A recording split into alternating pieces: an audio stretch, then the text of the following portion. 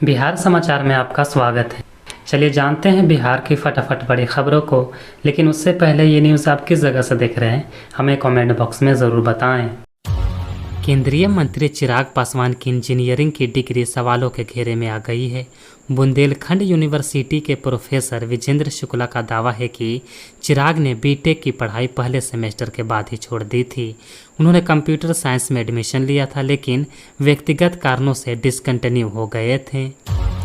दीपावली और छठ के लिए परिवहन निगम स्पेशल बसें चलाएगा। दिल्ली से आगरा, लखनऊ होते हुए पटना के लिए 2 बसें चलाई जाएगी। इनमें एक सीटर और दूसरा स्लीपर है। एडवांस बुकिंग 1 अक्टूबर से शुरू हो जाएगी। दिल्ली से पटना तक के सफ़र के लिए 1995 रुपये किराया देना होगा। पूर्व मंत्री श्याम रजक ने आरजेडी छोड़ने के 8 दिन बाद जेडीयू में शामिल होने का फैसला किया है। एक पोस्ट शेयर करके उन्होंने इसकी जानकारी दी। 1 सितंबर को रजक जनता दल यूनाइटेड की सदस्यता ग्रहण करेंगे। ट्रेन समय पर चले या ना चले, लेकिन हादसे वक्त पर ज़रूर हो जाते हैं, ये कहना है नेता प्रतिपक्ष तेजस्वी यादव का। उन्होंने केंद्र सरकार पर रेलवे के निजीकरण का आरोप लगाया है। साथ ही बोले, लालू यादव जब रेल मंत्री थे तब उन्होंने गरीबों के लिए काम किया था।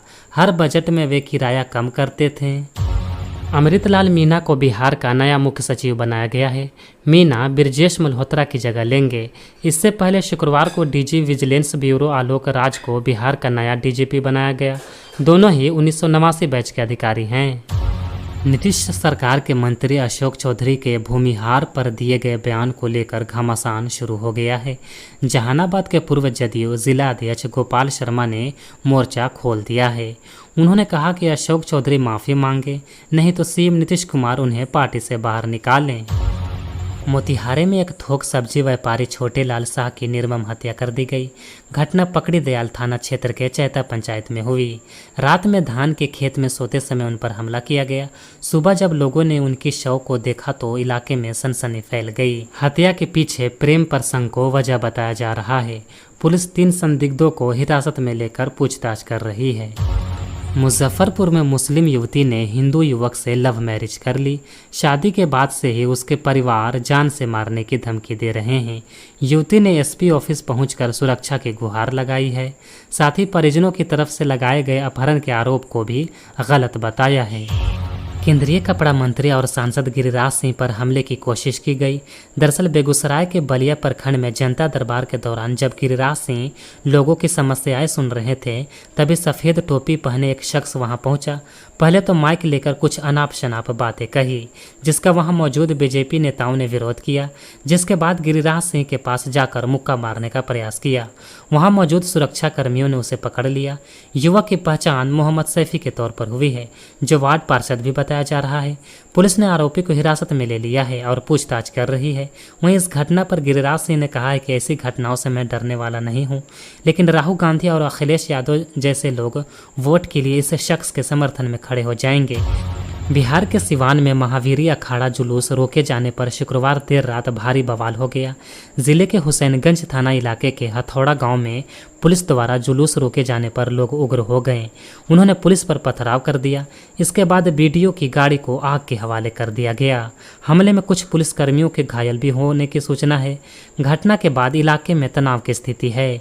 मौके पर भारी पुलिस बल तैनात कर दिया गया है। दरअसल संवेदनशील इलाके होने के कारण प्रशासन ने जुलूस पर पाबंदी लगाई थी, लेकिन लोग निर्धारित रूट से हटकर जुलूस निकालना चाहते थे। प्रशासन की अनुमति नहीं मिलने पर उन्होंने हंगामा किया। बिहार में पशु चिकित्सकों की भर्ती के लिए लिखित परीक्षा ली जाएगी। इसके लिए नियुक्ति नियमावली में संशोधन किया जा रहा है।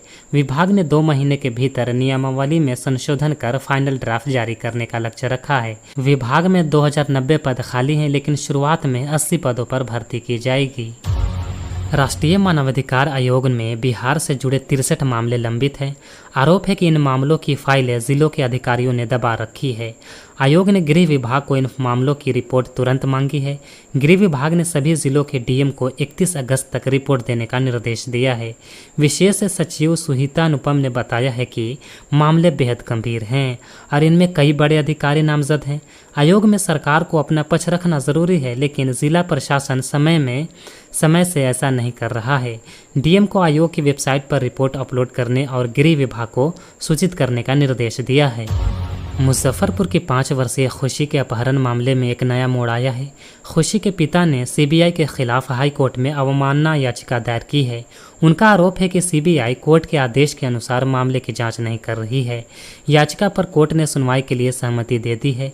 खुशी के पिता का कहना है कि उन्होंने सीबीआई को कुछ संदिग्धों के नाम भी दिए थे, लेकिन कोई कार्रवाई नहीं हुई। परिवार का मानना है कि मछली मंडी में छानबीन करने से खुशी के बारे में पता चल सकता है। पिछले 1 महीने से सीबीआई की तरफ से कोई संपर्क नहीं किया गया है। बता दें कि 16 फरवरी 2021 को पमरिया टोला में घर के पास सरस्वती पूजा पंडाल में खेल रही खुशी गायब हो गई थी। पूरा थाने में केस दर्ज हुआ था। बिहार में शराबबंदी के बावजूद मुजफ्फरपुर समेत कई जिलों में नकली शराब का धंधा जोरों पर है।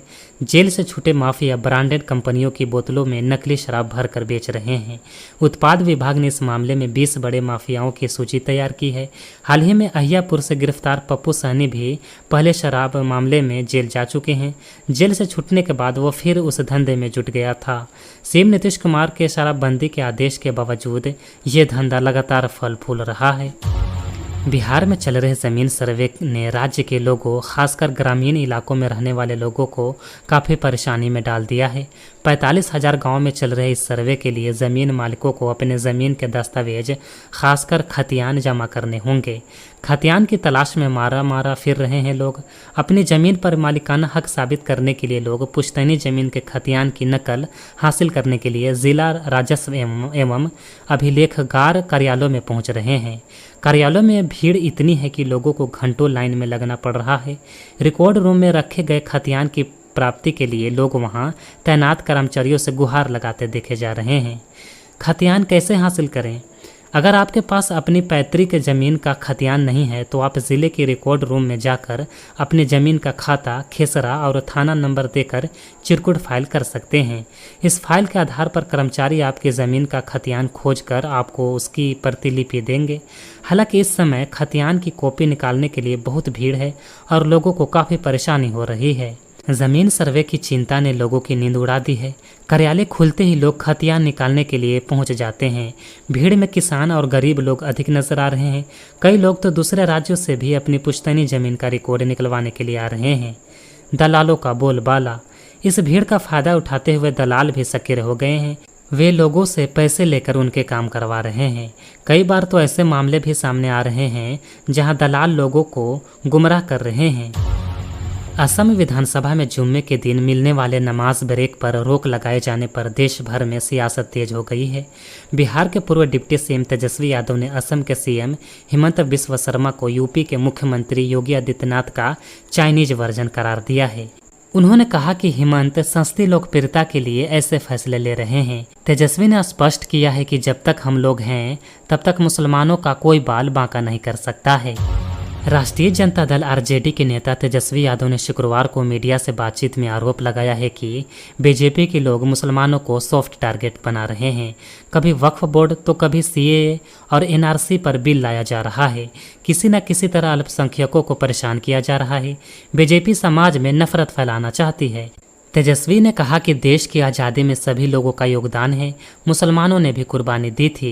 इस बात को दरकिनार नहीं किया जा सकता है। संविधान में हर धर्म को समानता और मान्यता का अधिकार है। मुसलमानों का अधिकार छीन सके ऐसा कोई माई का लाल नहीं है। प्रधानमंत्री के शिवाजी से माफ़ी मांगने के सिलसिले में अब शिवसेना उद्धव गुट का एक बयान सामने आया है। उद्धव गुट के नेता संजय राउत ने कहा है कि ये राजनीतिक माफ़ी है। प्रधानमंत्री ऐसा सोचते हैं कि हम माफ़ी मांगकर छूट जाएंगे, लेकिन इससे छत्रपति शिवाजी का जो अपमान हुआ है क्या उसकी भरपाई हो जाएगी? संजय राउत ने कहा कि अगर प्रधानमंत्री जी को सच्चे दिल से माफ़ी मांगनी होती तो पुलवामा में हमारे जो जवान शहीद हुए थे, एक साथ 40 जवान मारे गए थे, उस वक्त देश से माफ़ी मांगनी चाहिए थी। वे जवान आपकी लापरवाही से मारे गए थे। राउत ने बयान दिया है कि कश्मीर में आज भी हमले हो रहे हैं। कश्मीरी पंडित आज भी अपने घरों में नहीं लौट पाए हैं। प्रधानमंत्री को इस पर माफ़ी मांगनी चाहिए। उनके मुताबिक प्रधानमंत्री ने देश से इतना झूठ बोला है कि उस पर उनको रोज़ माफ़ी मांगनी पड़ जाएगी, लेकिन वे माफ़ी नहीं पाएंगे। छत्रपति शिवाजी महाराज के मामले में महाराष्ट्र को किसी को माफ़ नहीं करेगा। दरअसल शुक्रवार को महाराष्ट्र के सिंधुपुर जिले में मालवन में राजकोट किले में बनी छत्रपति शिवाजी की मूर्ति ढहने से मामले में प्रधानमंत्री नरेंद्र मोदी ने माफ़ी मांगी थी। पीएम ने एक जनसभा को संबोधित करते हुए कहा था कि मैं इस घटना पर सिर झुकाकर माफ़ी मांगता हूं। हमारे लिए शिवाजी आराध्य देव हैं। कांग्रेस की महासचिव प्रियंका गांधी के पति रॉबर्ट वाड्रा ने बीजेपी सांसद और अभिनेत्री कंगना रनौत के किसान आंदोलन पर दिए गए बयान की आलोचना की है। समाचार एजेंसी पीटीआई से बातचीत में रॉबर्ट वाड्रा ने कहा, कंगना सांसद बनने योग्य भी नहीं है। वाड्रा ने यह भी कहा कि कंगना एक महिला है और मैं उनका सम्मान करता हूं, लेकिन मुझे लगता है कि वे संसद में बैठने योग्य नहीं हैं। उन्होंने कहा कि कंगना शिक्षित नहीं है, ना वे जनता के बारे में सोचती हैं, वे केवल अपने बारे में ही सोचती हैं, वे महिलाओं के बारे में भी नहीं सोचती। कंगना के हालिया कुछ बयानों को लेकर काफ़ी विवाद हुआ है।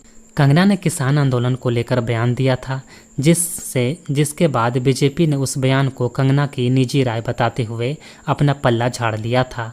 इसके अलावा कंगना ने जातिगत जनगणना को लेकर भी अपनी राय जाहिर करते हुए कहा था कि ये नहीं होनी चाहिए। बिहार आने वाले पर्यटक दुनिया के 7 आश्चर्यों को बोधगया में देख सकेंगे। पर्यटन विभाग ने चीन की दीवार, आगरा के ताजमहल समेत 7 आश्चर्य की प्रतिकृति बनवाने का निर्णय लिया है। इसके लिए बोधगया के पास सिलौंजा का चयन किया गया है। विभाग ने इसके लिए 14 करोड़ 85 लाख रुपए की मंजूरी दी है। प्रतिकृति 40 एकड़ में बनेगा। इसे बनाने के लिए 2 वर्ष का लक्ष्य रखा गया है। इसका मकसद गया और बोधगया आने वाले पर्यटकों को आकर्षित करना है। पटना में 1 सितंबर से डीजल बसों के संचालन पर रोक नहीं लगेगी। परिवहन विभाग ने इस रोक के फैसले को आगामी 10 सितंबर तक के लिए टाल दिया है। बिहार में मंत्री अशोक चौधरी ने भूमिहार जाति पर दिए गए बयान से सियासी हंगामा मच गया है। जहानाबाद में जेडीयू कार्यकर्ताओं को संबोधित करते हुए उन्होंने कहा कि भूमिहारों ने लोकसभा चुनाव के दौरान नीतीश कुमार का साथ छोड़ दिया था। इस बयान से उनकी पार्टी जेडीयू ने दूरी बना ली है, जबकि बीजेपी से डिप्टी सीएम विजय सिन्हा ने चौधरी की आलोचना की है। सिन्हा ने कहा कि भूमिहार जाति नहीं बल्कि एक संस्कृति है और जाति की राजनीति करने वाले लोग राष्ट्र के हितैषी नहीं होते। विवाद बढ़ने पर अशोक चौधरी ने अपने बयान पर सफाई दी है। जेडीयू के प्रवक्ता नीरज कुमार ने चौधरी को ऐसे बयानों से बचने की सलाह दी और कहा कि मुख्यमंत्री नीतीश कुमार ने इतने सालों में कभी भी जाति का जिक्र नहीं किया। वे जाति के राजनीतिक नहीं करते हैं। राष्ट्रीय जांच एजेंसी एनआईए ने बिहार में नक्सलियों के खिलाफ बड़ी कार्रवाई की है। एनआईए ने 2 जिलों में 7 अलग अलग जगहों पर छापेमारी कर प्रतिबंधित संगठन सीपीआई के ठिकानों से भारी मात्रा में गोला बारूद बरामद किए हैं। ये कार्रवाई कैमूर और रोहतास जिले में नक्सली विजय कुमार आर्य और उमेश चौधरी की गिरफ्तारी से जुड़े मामले में शुक्रवार को की गई। एनआईए ने छापेमारी के दौरान आपत्तिजनक डिजिटल उपकरण और अन्य दस्तावेज भी जब्त किए हैं। जापान में शानशान तूफान का कहर देखने को मिल रहा है। कई ट्रेनों और हवाई उड़ानों को रद्द कर दिया गया है। बीते दशकों में सबसे शक्तिशाली तूफान है जो अपने रास्ते में आने वाले शहरों में तबाही मचा रहा है। दक्षिण पश्चिमी जापान में गुरुवार को तूफान शानशान के आने से 6 लोगों की मौत हो गई और 100 से ज़्यादा लोग घायल हुए हैं। हजारों लोग बिना बिजली के रह रहे हैं। गुरुवार को दक्षिणी द्वीप क्यूशू में 252 किलोमीटर प्रति घंटे की रफ्तार से तूफान आने पर सरकार ने लोगों को सतर्कता बरतने की हिदायत दी थी। अब तूफान कमज़ोर हो गया है। हालांकि अभी भी 90 किलोमीटर प्रति घंटे की रफ्तार से हवाएं चल रही है। जापान में इस साल पहली छमाही के दौरान करीब 40,000 लोग अपने घरों में अकेले मृत पाए गए, जिसमें से 70% 65 वर्ष या उससे अधिक उम्र के लोग थे। राष्ट्रीय पुलिस एजेंसी की रिपोर्ट के अनुसार इनमें से करीब 4,000 लोगों के शव उनकी मौत के 1 महीने बाद मिले, जबकि 130 लोगों के शव 1 साल तक लापता रहे। जापान में बुजुर्गों की सबसे ज़्यादा आबादी है और अकेलापन एक गंभीर समस्या बन गया है। पुलिस एजेंसी को उम्मीद है कि ये रिपोर्ट देश में बुजुर्गों की बढ़ती संख्या और उनकी समस्याओं को उजागर करने में मदद करेगी। आज के समाचार में बस इतना ही। बिहार के तमाम बड़ी खबरों को जानने के लिए देखते रहिए पटना समाचार। और साथ ही अगर ये न्यूज़ आप यूट्यूब पर देख रहे हैं तो चैनल को सब्सक्राइब करें, और अगर आप फेसबुक पेज पर देख रहे हैं तो लाइक और फॉलो ज़रूर करें। धन्यवाद।